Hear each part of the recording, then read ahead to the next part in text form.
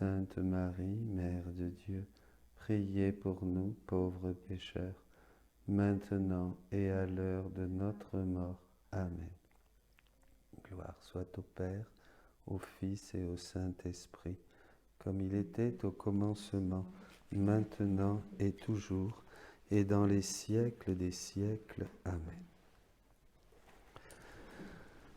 Viens, Esprit de sainteté, viens, Esprit de lumière, viens, Esprit de feu, viens nous embraser, viens, Esprit de sainteté, viens, Esprit de lumière, viens, Esprit de feu, viens nous embraser.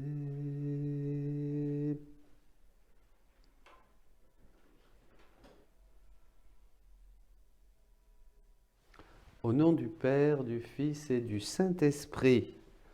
Amen. La grâce de notre Seigneur Jésus-Christ, l'amour de Dieu le Père et la communion du Saint-Esprit soient toujours avec vous et avec votre esprit.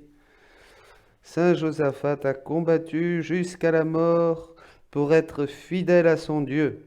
Il n'a pas craint les menaces des impies. Il était fondé sur le roc. Voilà, c'est clair. Ne craignez pas les menaces des impies. Ne craignez pas ceux qui suivent le mensonge. Ne craignez pas ceux qui manipulent et veulent attirer jusqu'à eux les pauvres, les petits, les soumis. Personne ne nous réduira à l'esclavage parce que nous avons le Christ qui nous libère. Mais il faut être honnête avec Jésus, reconnaître que nous sommes pécheurs, que nous sommes pauvres, nous mettre à genoux et choisir la vraie sainteté. Mes amis, demandons pardon au Seigneur si notre choix a été encore oui et non. Pas un vrai oui. C'est un vrai oui qu'il faut donner au Seigneur, même si nous sommes petits, pauvres et faibles, peu importe. Avec notre oui, il s'arrangera. Vous avez vu, il l'a bien fait avec la Vierge Marie. Elle était certes immaculée. Nous sommes pécheurs. Mais elle a dit oui, et elle a fait des choses extraordinaires. Demandons pardon au Seigneur. Je confesse à Dieu Tout-Puissant. Je reconnais devant mes frères que j'ai péché, en pensée, en parole, par action et par omission. Oui, j'ai vraiment péché. C'est pourquoi je supplie la Vierge Marie, les anges et tous les saints, et vous aussi, mes frères, de prier pour moi le Seigneur notre Dieu. Que Dieu Tout-Puissant nous fasse miséricorde, qu'il nous pardonne nos péchés et nous conduise à la vie éternelle. Seigneur, prends pitié.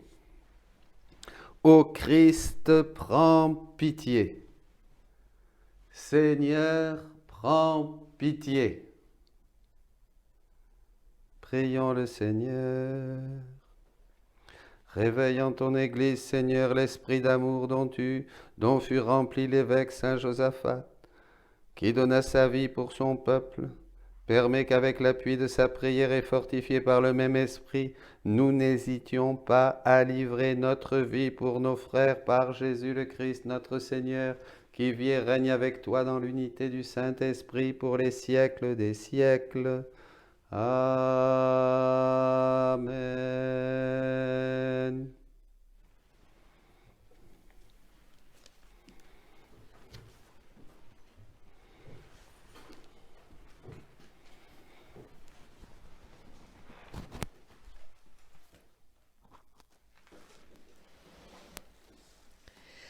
Lecture de la lettre de saint Paul apôtre à Philémon. Bien-aimé, ta charité m'a apporté beaucoup de joie et de réconfort, car, grâce à toi, frère, les cœurs des fidèles ont trouvé du repos. Certes, dans le Christ, toute liberté de parole pour te prescrire ce qu'il faut faire, mais je préfère t'adresser une demande. Certes, j'ai dans le Christ toute liberté de parole pour te prescrire ce qu'il faut faire. Mais je préfère t'adresser une demande au nom de la charité. Moi, Paul, tel que je suis, un vieil homme, et qui plus est prisonnier maintenant à cause du Christ Jésus, j'ai quelque chose à te demander pour Onésime, mon enfant, à qui en prison j'ai donné la vie dans le Christ. Cet Onésime, dont le nom signifie avantageux, a été pour toi inutile à un certain moment, mais il est maintenant bien utile pour toi comme pour moi. Je te le renvoie, lui qui est comme mon cœur. Je l'aurais volontiers gardé auprès de moi pour qu'il me rende des services en ton nom, à moi qui suis en prison à cause de l'Évangile.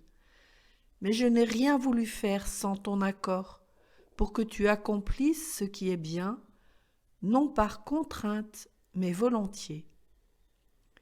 S'il a été éloigné de toi pendant quelque temps, c'est peut-être pour que tu le retrouves définitivement, non plus comme un esclave, mais mieux qu'un esclave, comme un frère bien-aimé. Il l'est pour moi, combien plus le sera-t-il pour toi, aussi bien humainement que dans le Seigneur. Si donc tu estimes que je suis en communion avec toi, accueille-le comme si c'était moi. S'il t'a fait du tort ou s'il te doit quelque chose, mets cela sur mon compte. Moi, Paul, j'écris ces mots de ma propre main. C'est moi qui te rembourserai. Je n'ajouterai pas que toi aussi, tu as une dette envers moi, et cette dette, c'est toi-même. Oui, frère, donne-moi cette satisfaction dans le Seigneur. Fais que mon cœur trouve du repos dans le Christ. Parole du Seigneur. Nous rendons grâce à Dieu. Heureux qui s'appuie sur le Seigneur notre Dieu. Heureux qui s'appuie sur le Seigneur notre Dieu. Le Seigneur garde à jamais sa fidélité. Il fait justice aux opprimés. Aux affamés, il donne le pain. Le Seigneur délie les enchaînés. Heureux qui s'appuie sur le Seigneur notre Dieu. Le Seigneur ouvre les yeux des aveugles. Le Seigneur redresse les accablés. Le Seigneur aime les justes. Le Seigneur protège l'étranger. Heureux qui s'appuie sur le Seigneur notre Dieu. Il soutient la veuve et l'orphelin. Il égare les pas du méchant. D'âge en âge, le Seigneur régnera, ton Dieu, ô Sion, pour toujours. Heureux qui s'appuie sur le Seigneur notre Dieu.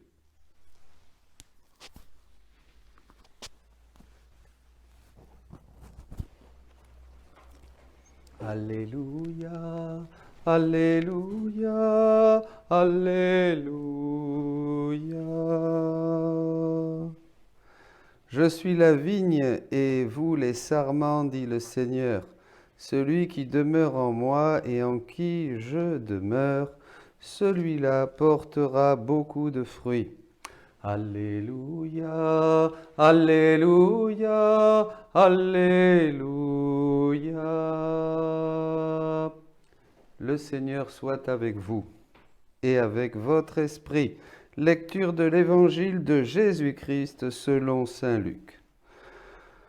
En ce temps-là, comme les pharisiens demandaient à Jésus quand viendrait le règne de Dieu, il prit la parole et dit, « La venue du règne de Dieu n'est pas observable. On ne dira pas, voilà, il est ici, ou bien, il est là. En effet, voici que le règne de Dieu est au milieu de vous. »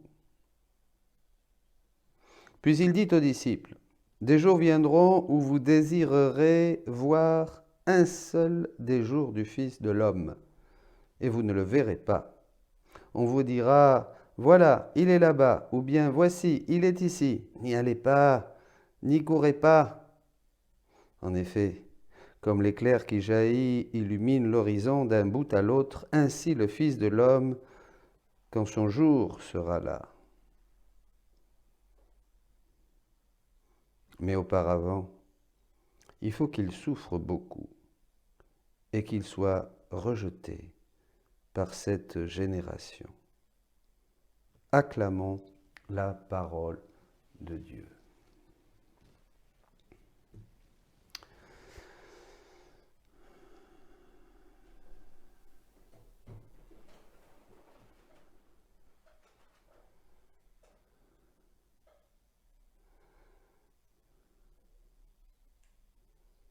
Quand on propose une lecture spirituelle des événements, il y en a qui disent c'est ça, et il y en a qui disent c'est de la folie.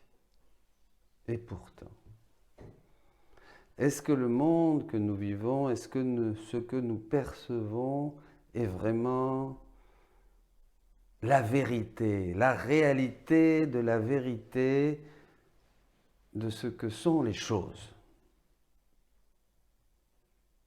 Nous n'avons pas à lutter contre la chair et le sang, dit la Bible. Alors contre qui? Et je voudrais, en ce partage ce matin, introduire deux choses, deux méditations. Une première, déjà vous l'avez, c'est un film qui s'appelle Hold Up. Et l'autre sera en ligne demain, dans la suite de notre retraite sur l'eschatologie, la grande tribulation. Deux choses. Deux choses dont ce matin quelqu'un me disait, mais ce que tu dis confirme ce que dit ce hold-up. C'est vrai. C'est très intéressant, parce qu'il y a des gens qui se réveillent. Nous sommes dans un contexte de prise de conscience. Beaucoup, me disait aussi un prêtre ce matin, prennent conscience que quelque chose ne va pas. C'est ça. Et Jésus l'avait dit, c'est pour cela, dit-il, qu'il y a une confusion générale, parce que justement, le règne de Dieu vient. Hold up, oui, mais ça, le règne de Dieu, ils ne le voleront pas. On ne peut pas. On ne peut pas voler, dérober le royaume de Dieu, le règne de Dieu, à ceux qui ont dit oui sincèrement à Jésus. Vous comprenez? C'est ça. Mais justement, on va essayer et on va nous dépouiller de tout le reste. La bête nous dépouillera de tout. Vous comprenez? Mais il n'y a qu'une seule chose qu'elle ne nous pourra pas voler, nous dérober. C'est ce règne de Dieu. C'est ce règne de Dieu. Donc, vous voyez, une prise de conscience pour certains, et on revient évidemment, et nous le verrons, nous le méditerons demain, à Apocalypse 12 et 13. Voyez. Alors aujourd'hui, ben oui, le règne de Dieu, il n'est pas observable. Alors c'est paradoxal, il n'est pas observable, mais il est au milieu de nous. Est-ce que vous avez déjà vu quelque chose qui ne soit pas observable et qui est pourtant omniprésent? Omniprésent. C'est-à-dire, il est là, mais je ne le vois pas. Mais si, moi je le vois. Et c'est là qu'il faut le voir. Bienheureux ceux qui auront vu un jour des fils de l'homme. Mais il faut souffrir avant. Ah ben il faut souffrir, bien sûr. Il faut souffrir. Alors le règne de Dieu n'est pas présent, mais le règne de la bête, oui. Alors le règne de la bête, il est présent, regardez. Il est omniprésent, que ce soit de manière violente, que ce soit de manière oppressive et manipulatrice, hein, bâillonné des pieds à la tête, si on peut dire, hein, que ça soit d'une manière, oui, manipulatrice, ou que ça soit d'une manière très discrète, sous couvert de gentillesse, de générosité, de bons conseils, pour le bien des petits, pour le bien, pour votre bien. On est là, voyez, l'ange de lumière. Rappelez-vous que dans le chapitre 13, la bête a la forme d'un agneau, des cornes, mais son langage, la forme, voyez. Donc vous voyez, il faut faire très attention. Et alors ces choses-là, nous font voir que bien sûr c'est le règne du diable. Oh mais non, mais aujourd'hui parler du diable, mais on nous racontait ça au catéchisme, mais le diable, mais c'est une invention le diable. Il y a même des hommes de Dieu, du clergé qui disent que le diable n'existe pas, que c'est une création, que c'est une invention des hommes. Alors, mais oh, ça suffit ces bêtises, le diable. Ah ça c'est vraiment sa dernière et ultime tentation, qu'elle est bien connue, faire croire qu'il n'existe pas, après nous avoir fait croire à tout un tas de mensonges, quant au bonheur, quant à la finalité de notre vie, notre identité propre, etc. Maintenant il fait croire qu'il n'existe pas. Bon, ça marche avec certains, personnellement avec d'autres, avec moi ça ne marche pas. Le diable existe. Je dirais comme quelqu'un qui disait Dieu existe, je l'ai rencontré. On pourrait dire avec le curé d'Ars, je crois, et d'autres, le diable existe, je l'ai rencontré. Pas vrai? Bon. Enfin, fermons la parenthèse. Donc, surtout, ne vous inquiétez pas, le règne de Dieu ne va être observable que par ceux qui reçoivent justement une illumination de la conscience. Et c'est ça. Il y a un temps de grâce, on parle même de cette fameuse illumination de la conscience. Mais ça fait partie justement de cette réaction, de cette grâce qui va être très forte pour beaucoup, où beaucoup vont devoir choisir entre le bien et le mal. À droite ou à gauche? À droite, tu seras béni, à gauche, c'est la mort. Choisis déjà, Dieu disait à Moïse, je mets devant toi 2 chemins. Et Jésus parle de 2 chemins, d'un ample, grand, que beaucoup prennent et qui conduit à la perdition, et puis d'un autre qui est un chemin resserré, une porte étroite, que peu découvrent. C'est comme ça. Après, la miséricorde de Dieu se chargera du cas de chacun, puisque à la fin de la vie, comme dit saint Jean de la Croix, j'aime beaucoup cette citation, nous serons jugés sur l'amour.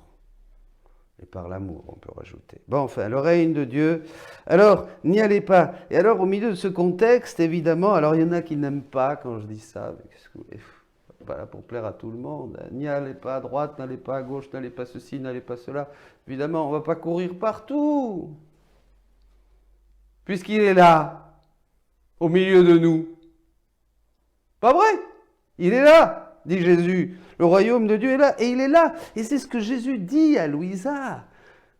Le grand prodige des prodiges, le grand don, le don des dons, la nouvelle Pentecôte d'amour, qui va inonder l'Église d'abord pour la renouveler dans les 50 ans qui viennent, et le monde, mais qui va être réservé à un petit nombre d'élus, un petit reste fidèle. C'est le don de la divine volonté, bien sûr. Est-ce qu'il est observable? Non, mais Jésus dit, il est là, Dieu, le décret divin, le décret de la Trinité, qui sont absolument intouchables, qui ne peuvent pas changer. Dieu a décidé de donner au monde le plus grand des dons, le don de sa divine volonté au milieu des créatures, pour ramener l'homme au rang, à l'ordre et à la finalité pour laquelle il a été créé. Ça ne changera pas. Alors, il y en a qui le découvrent, il y en a qui le voient, il y en a qui sont des pauvres. Encore un autre prêtre me dit ce matin, c'est marrant, c'est des jeunes, quelquefois plus ou moins paumés, qui découvrent la divine volonté. C'est marrant. Tandis que d'autres, me disait-il, qui sont trop formés, qui ont trop... Voilà, j'ai aussi un séminariste qui m'a dit, est-ce que je dois rentrer au séminaire? Parce que j'ai peur de... Maintenant que j'ai découvert ce trésor de la divine volonté, j'ai peur de retourner en arrière et d'être enfermé dans des catégories. Je lui dis, ne t'inquiète pas, la divine volonté va te montrer que dans tout ce qui a été enseigné, elle était là. Comme disait ce père de l'Église, je ne me rappelle plus, Tertullien, je crois, peut-être pas Tertullien, pardon, j'ai un trou. Les semences du Verbe. C'est juste, je ne sais plus. Les semences du Verbe. Les semences du royaume de la divine volonté étaient partout. Lui parlait des lumières et des vérités qu'on trouvait dans d'autres religions, dans des choses, mais pareilles, on peut dire. Parce que le royaume de Dieu, c'est Jésus. Et Jésus, il est là, il était là. Mais tout le royaume était enfermé en lui. Or, maintenant, comme je l'ai déjà dit, il ne veut plus être roi tout seul, un roi esselé. Il n'a pas de royaume. Maintenant, ce royaume, il est donné. Il est donné de nouveau aux hommes pour, comme dit l'Apocalypse, qu'il soit le roi des rois. Que nous soyons tous rois, que nous régnions. Vous comprenez? Et c'est ça. Ce royaume est spirituel, mes amis. Et d'abord, préparez-vous.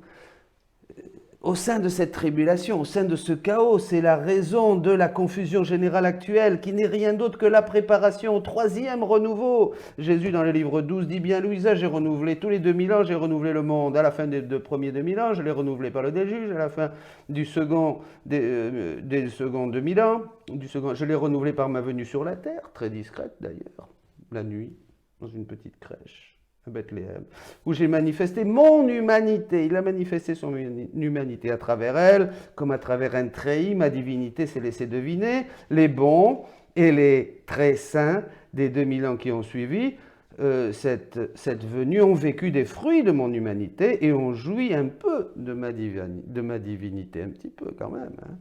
Actuellement, nous sommes près de la fin de la troisième période de 2000 ans, et il y aura un troisième renouveau. C'est la raison de la confusion générale actuelle. C'est le moins qu'on puisse dire.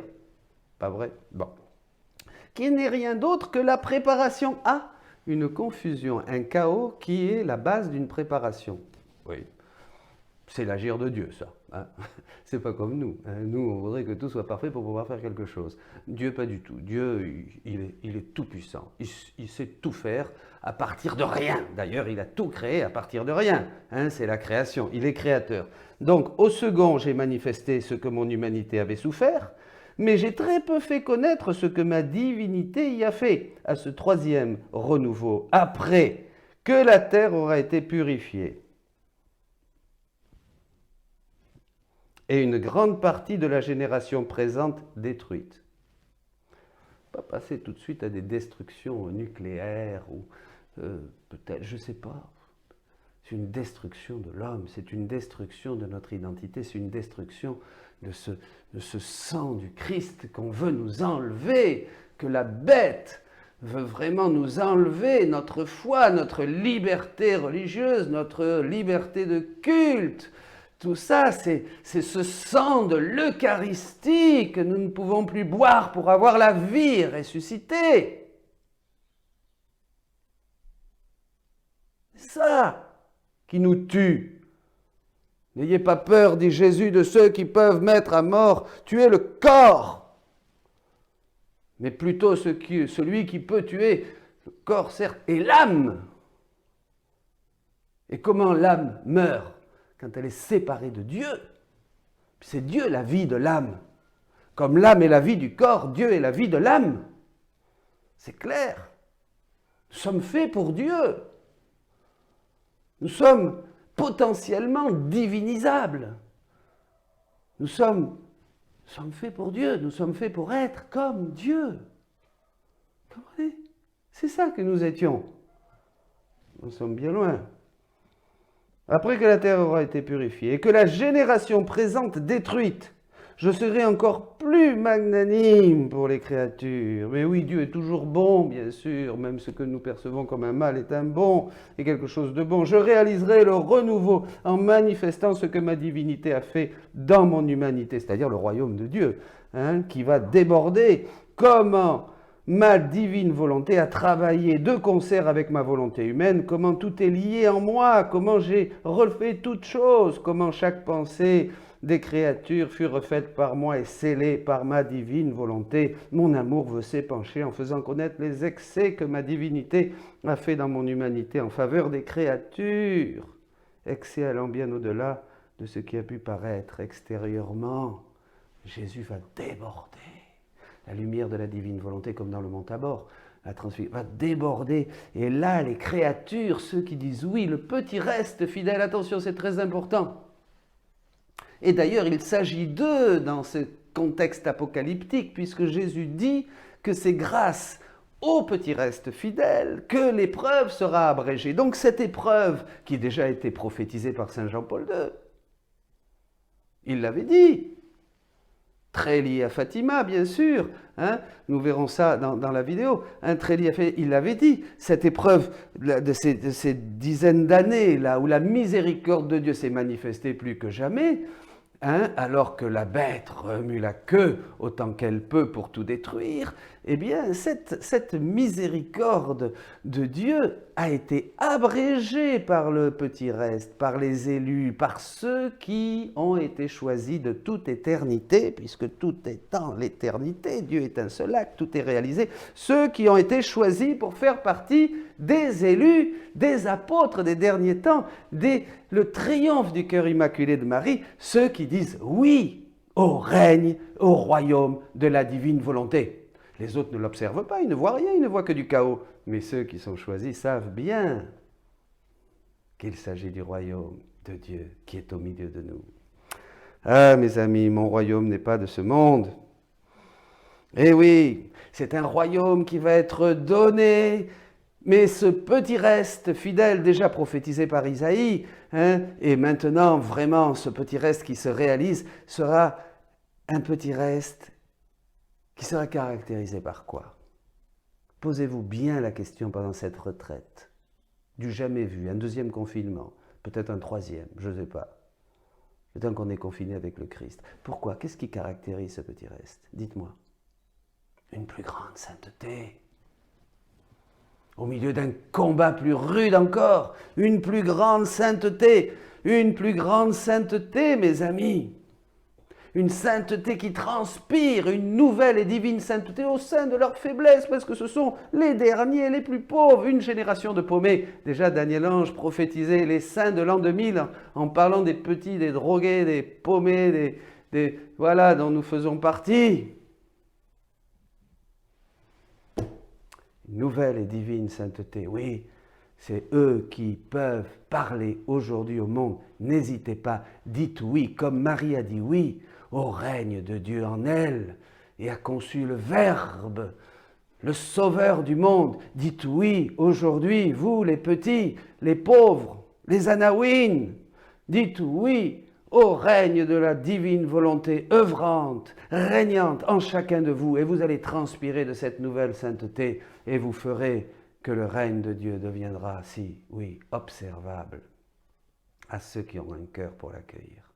Soyez bénis, prions, gloire à Dieu. Nous vivons de grandes choses. Continuons.